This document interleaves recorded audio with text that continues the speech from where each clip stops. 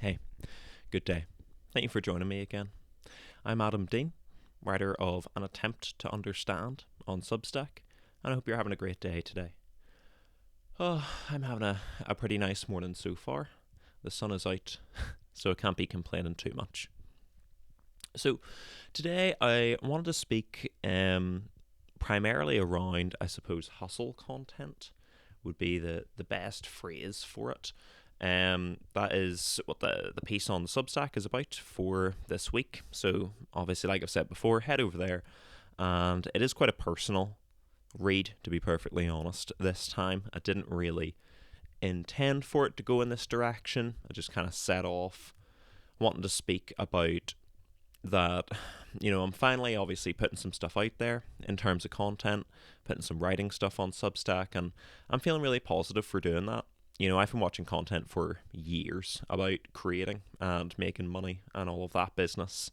And I really fell down the initial rabbit holes of, I would say, the top hustle creators from back in the day, like Gary Vee and Grant Cardone, and even in the UK, Samuel Leeds, who's like a property scammer, essentially.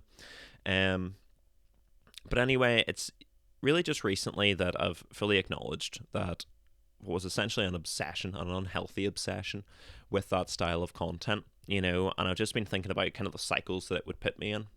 Because obviously you watch, why do you watch that content in the first place? You watch it because it's motivating. You're like, wow, this person has been able to achieve X thing, earn, you know, whatever reward it is that you like, whether it's the lifestyle of a bunch of money or whether it's the freedom aspect of not having to rely upon a job system or something like that.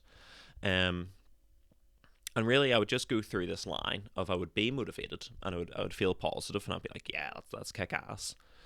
But then I wouldn't take any action, like the part of my brain that was the wee voice that said, hey, we should be doing stuff, we should earn, would kind of be satisfied with me just gorging on that content for a little while. If I just would binge Gary Vee's little instructional things or him going to what he used to do, he used to go to like yard sales in America and like hustle some mum over like a Pikachu plush, and he's like, "Nah, $8. I'll give you three." Because he's just such a twit. But yeah, in reality though, I really just fell into a cycle where I would watch it, I would get motivated, I wouldn't take any action because the part of my brain would kind of be scratched by watching the content in the first place. And then I would really just feel guilt. After not doing anything, I would just feel a lot of guilt, to be honest. Um, and that really just continued with me and just meant to me wasting time. I just kind of kept putting this mental burden on myself, excuse me. And uh, to be honest, I feel it's actually quite similar to the guest star of this episode, which is Janice Soprano. I'll go over it fully afterwards, but really, I feel that both Janice and I had toxic things presented in our lives and still chose to continue taking in those toxic things, even though we knew it wasn't the best thing for us. So let's throw over to our girl Janice here and we'll watch the clip. Actual physical sensations of anger. He saw red. But what if? She's right. I mean, why is he in here? Why isn't his roommate in therapy for selfishness issues? There are always going to be things out there that are irritating and annoying and out of our control. What we can control is our response to those triggers. So people just get a free pass, the whole world. I told you about my supervisor checking my work and nobody else's. I wonder why. Because you're a minority? Exactly. That's why I'm in here. Uh-huh. You seem angry about Evelyn's problem. Makes me mad. It doesn't make you mad. You make you mad. I come from a biased family, but I was different. I put all my faith and my hopes into the civil rights movement. I left home and I marched. And for what? So they could ride around in their SUVs blasting that rap shit, and you can't say anything because they might have guns? Wait a fucking minute. Who's they? If the shoe fits. Oh. This is fucking priceless. Okay, let's not time travel here. Let's try to stay in the present. Janice, you're angry. Let's stay with that.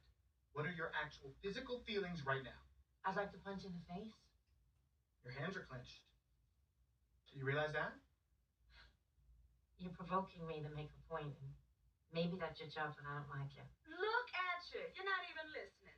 Hello, he's talking to me. No. You and me, we do most of the talking in here. The man is trying to say that those people outside, they do the thing, but we're the ones that get all upset and start carrying on. That's all he's saying.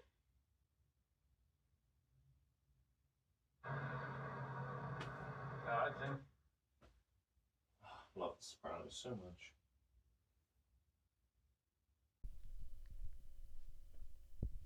Wasn't that brilliant? Just love The Sopranos. So, look, as obviously Janice was kind of learning there and was getting told by her woman and all, um, she really learns that just because someone acts in a poor way, it is her who decides how she reacts. At least for a little while, she learns that lesson. I was thinking it can be compared to my own behaviour, with the hustle content, because yes, it is considered kind of poor in terms of promoting the unhealthy, work culture, but I really decided to use it as motivation, then as a way to guilt myself and just run to short-term pleasure, essentially just whatever would make me not feel poor for not having done anything. And then I really realised that it could act differently. I kind of went and had to be educated a wee bit, gain a different sense of perspective. Because after a while, when I hadn't just mastered a skill, I made a bunch of money. I watched the Social Network again, like years ago at 15 or whatever, and just thought, that seems to be the move. Just get some programming in, earn a bunch of money, done. And that, very much like Gary Vee and Grant Cardone and all that crap, satisfied that part of my brain.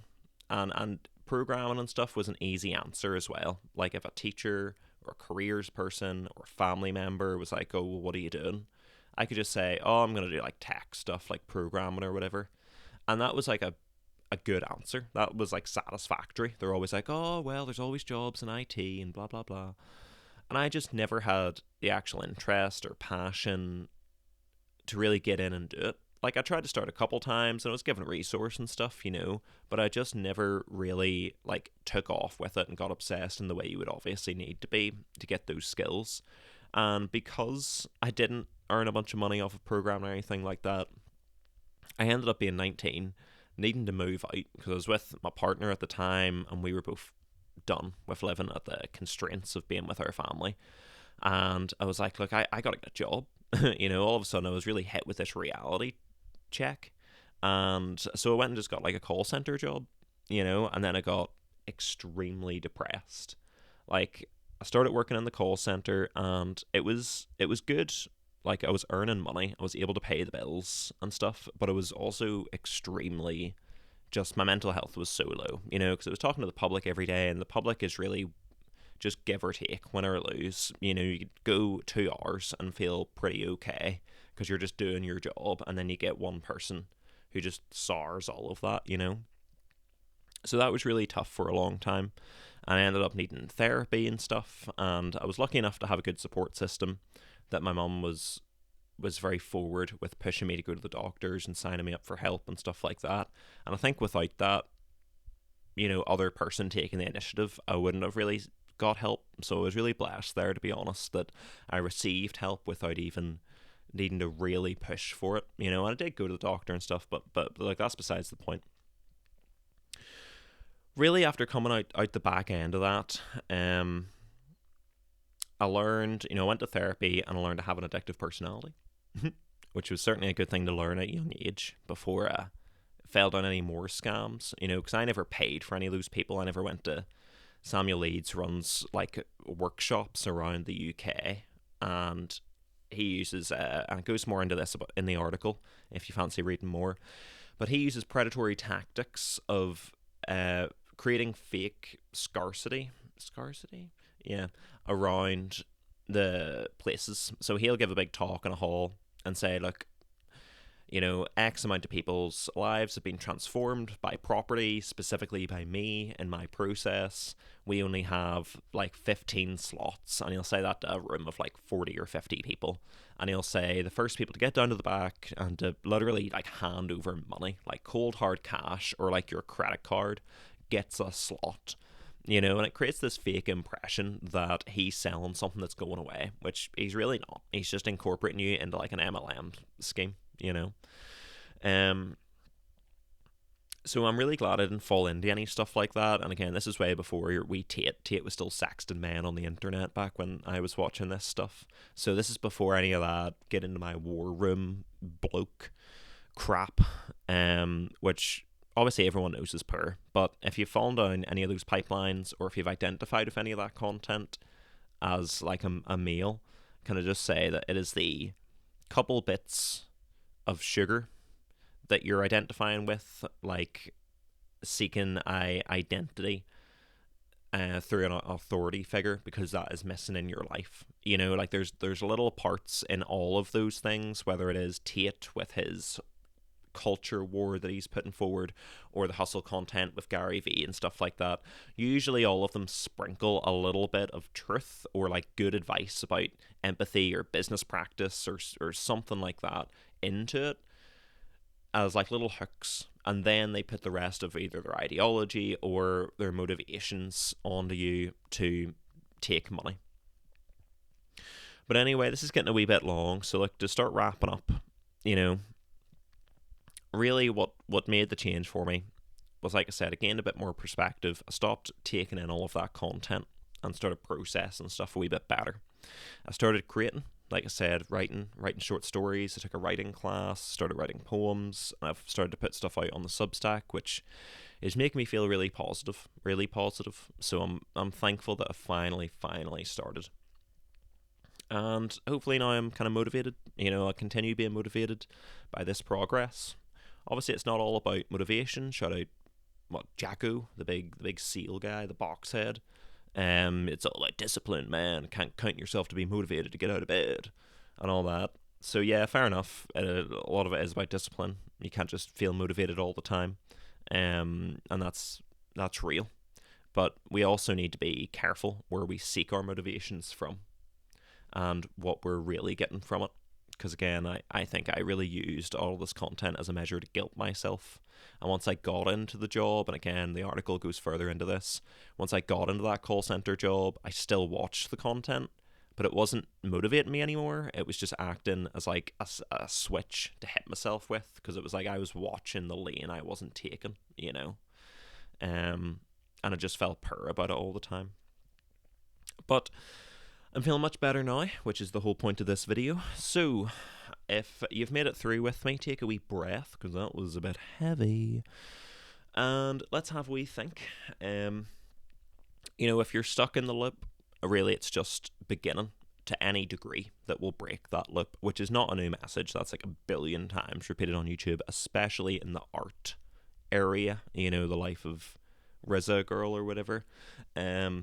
So yeah, look, ask yourself if there is a direction that you've been having a call to go in. Maybe it is businessy related, like the creators I talked about. Maybe it's more like what I'm doing, or it's artistic. It's trying to express yourself or whatever in some way. Or maybe it's a combination of both, or something that doesn't look at all like either. Whatever you have a wee calling for, try to think of a way to take some steps towards that. Or if you're already going in that direction, how could you do something today that would help that more? And hopefully it'll make you feel more like yourself, because I'm certainly feeling more like myself from doing this stuff. Right. Well, yes. Look, once again, thank you very much for watching. Again, the Substack is an attempt to understand, and you can check out the articles there that these videos are based on, as well as support with a premium membership, and you can get the videos early access as well. So yes, again, if you've made it this far, thank you very much for watching. I'm very proud of you. Go ahead and leave a wee comment, sure. Like it and all that stuff that they tell you to do. And I will see you later. If you are not having a great day so far, I hope that turns around for you. If you're having a great day already, I hope that continues. And always remember, like I said before, if you've had a poor day and you're not feeling too happy with yourself, that's okay. The best thing you can do is just to put that past you, like I put the other crap behind me, and just move forward and act more in a way that feels true tomorrow. All right. I think we're going to call it there. Thank you very much. I'll see you next time. I've been Adam Dean. Thank you.